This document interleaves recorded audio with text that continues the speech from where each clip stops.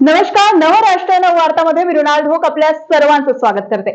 आपण या कार्यक्रमामध्ये अनेक मान्यवरांशी चर्चा करत असतो. आज आपल्यासोबत शिवराज शिंदे जुळलेले आहे आणि आज आपण त्यांच्याशी चर्चा करणार आहोत. ते राष्ट्रवादीचे सरचिटणीस आहे आणि आज आपण त्यांच्याशी संवाद साधणार आहोत. नमस्कार दादा, नवराष्ट्रमध्ये आपले स्वागत आहे. नमस्कार. मला सांगा, सध्या जे राजकारण आहे तर या राजकारणामध्ये आपण सुद्धा युवकच आहेत. युवकांनी राजकारणामध्ये यायला हवं का, याबाबत काय सांगाल? नक्कीच युवकांनीच राजकारणात यायला पाहिजे, त्याच्यात दुमत असण्याचं काही कारण नाही. आपण जर रिसेंटली एक जो सर्वे आला आहे त्यामध्ये देशामधले 125 कोटी जनतेपैकी जवळपास 60% जे मतदाते आहे ते युवक आहे आणि जगाच्या नकाशावर सगळ्यात जास्त युवक हे आपल्या देशात सध्या आहेत. म्हणजे अराउंड 18 ते 40 वयोगटातली 60% पॉप्युलेशन जी आहे ती आपल्या भारतात आहे. आणि आपला देश ज्या लोकशाहीवर आधारित आहे आणि आपल्याला आपल्या देशामध्ये कुठलाही बदल जर घडवायचा असला तर तो लोकशाहीच्या माध्यमातूनच घडवू शकतो. युवकांनी फक्त मैदानाच्या बाहेर उभं राहून टीका करण्यापेक्षा कुठल्या तरी राजकारण्यावर की हा असा तो तसा, त्यापेक्षा त्यांनी स्वतः सक्रिय राजकारणात येऊन त्यांना हवा तसा बदल त्यांनी करून घेतला पाहिजे. त्याच्यामुळे युवकांनी आणि स्पेसिफिकली सामान्य कुटुंबातल्या युवकांनी राजकारणात येणं हे देशाची आणि युवकांची सुद्धा गरज आहे असं मला वाटते. त्यामुळे युवकांनी सक्रिय सहभाग राजकारणात घेतला पाहिजे. त्यांचे जे मतप्रवाह असेल, त्यांची ज्या पद्धतीची विचारसरणी असेल त्यानुसार त्यांनी पक्ष निवडला पाहिजे. पण राजकारणात आल्यावर लोकशाहीमध्ये काम करत असताना जोपर्यंत तुम्ही ग्राउंडला काम करत नाही तोपर्यंत तुम्ही लोकांच्या समस्या समजू शकत नाही. फक्त काही नेत्यांना त्यांच्याबद्दल बोलून त्यांच्यावर आरोप करून मोकळं होणाऱ्या पैकीची पिढी आपल्या देशात सध्या जास्त दिसते. सक्रिय राजकारणात आले तर नक्कीच देशाचा सुद्धा विकास होईल आणि त्यांचा स्वतःचा सुद्धा. आपला जो अरविंद केजरीवाल एक मोठं उदाहरण आहे की सक्रिय राजकारणात आल्यानंतर त्यांनी एक मोठा बदल घडवून दाखवला देशामध्ये. सो चांगल्या शिक्षित उमेदवाराची देशाला आणि नव्या पिढीला गरज आहे. त्यामुळे सक्रिय राजकारणात आलंच पाहिजे. खरं तर असं म्हणता येईल की जर एक युवक चांगला शिकून जर असेल तर खंबीरपणे तो नेतृत्व करू शकेल. मला सांगा दादा, आता तुम्ही मतदार म्हटलेलंच आहे. आता जी लोकशाही आहे किंवा जे मतदान आहे त्यावर कुठेतरी असं होतं का की आश्वासन दिलं जातं की आम्ही याची पूर्तता करू किंवा धार्मिक स्थळालाही देणगी देऊ आणि तुम्ही आम्हाला मतदान द्या, यावर आपलं मत काय आहे? काय आहे, आपल्या देशात प्रगल्भतेची कमतरता आहे. आपला अर्धा जो युवक आहे तो व्हॉट्सअप युनिव्हर्सिटीवर चालतो. त्याच्यामुळे रियालिटी काय आहे याच्या खोलात न जाता प्रत्येक जण सकाळी मोबाईलवरून आलेल्या मेसेजवर आपलं परसेप्शन बनवत आहे. त्यामुळे हा सगळा प्रॉब्लेम होत आहे. मुळामध्ये पहिलेची म्हणजे आपल्या अगोदर आईवडिलांची जी पिढी होती तिचं बऱ्यापैकी वाचन होतं आणि नवीन पिढीचं जवळपास वाचन संपलंच आहे. त्यानंतर रोजच्या ज्या वर्तमान घडामोडी आहे त्याच्याबद्दल सुद्धा ते सजग नाहीये. आणि आपल्या देशामध्ये सुद्धा एक असं कल्चर आलंय की नेत्यांना, पक्षांना म्हणजे राजकीय पक्षाला शिव्या देऊन आपली जबाबदारी संपली आणि आपण फार छान आणि बाकी नेते पूर्ण नालायक, ही चुकीची संकल्पना आहे. मुळामध्ये जे काही म्हणजे मी एक स्वतः राजकीय पदाधिकारी म्हणून काम करतो, ते एका राजकारण्याचा किती म्हणजे कठीण प्रवास असतो आणि काय काय त्याला सॅक्रिफाईस करावं लागते हे फक्त त्यालाच असते, कारण की त्याची पर्सनल लाईफ नसते.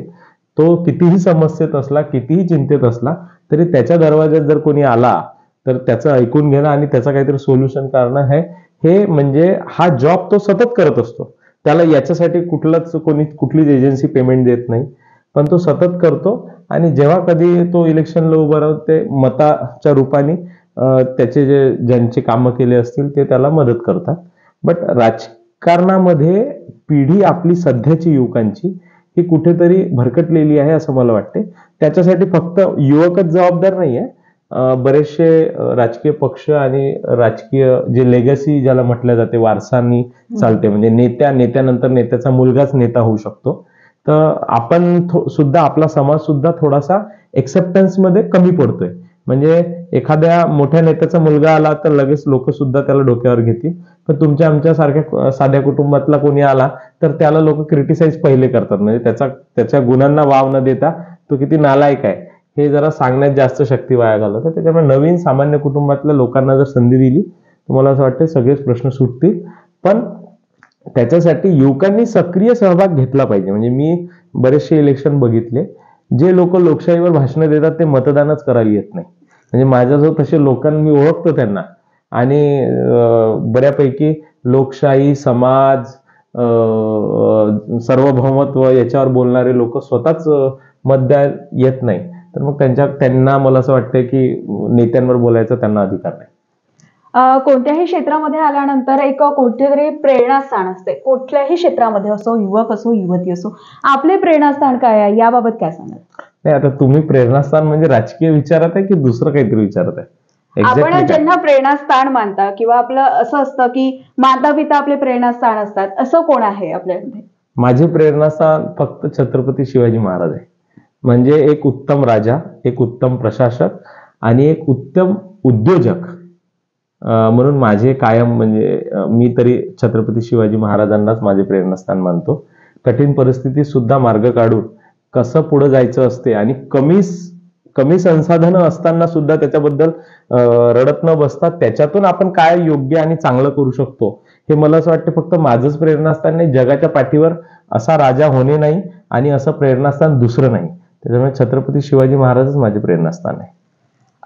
आता सध्या आपल्याकडे वर्ध्यात सुद्धा साखळी उपोषण झालेलं आहे. सिंदखेड येथील जे अपघात झालेला आहे, त्या अपघाताच्या दुसऱ्याच दिवशी शपथविधी होतो. याकडे आपण कशा पद्धतीने पाहता? कुठेतरी निषेध सुद्धा केलेला आहे, याबाबत काय सांगा? नाही, मी सुद्धा त्याच्यात सक्रिय होतो. संबंधित कुटुंबांची जी हानी झाली ती फार मोठी झाली. त्यांना त्यानंतर जे त्यांना आपलं काय म्हणतात त्याला, जी मदत होती, मदत मिळायला जरा वेळ झाला. आणि सेंट्रल गव्हर्नमेंट आणि स्टेट गव्हर्नमेंटनी जी मदत जाहीर केली होती ते मिळायला बराच म्हणजे विलंब झाला.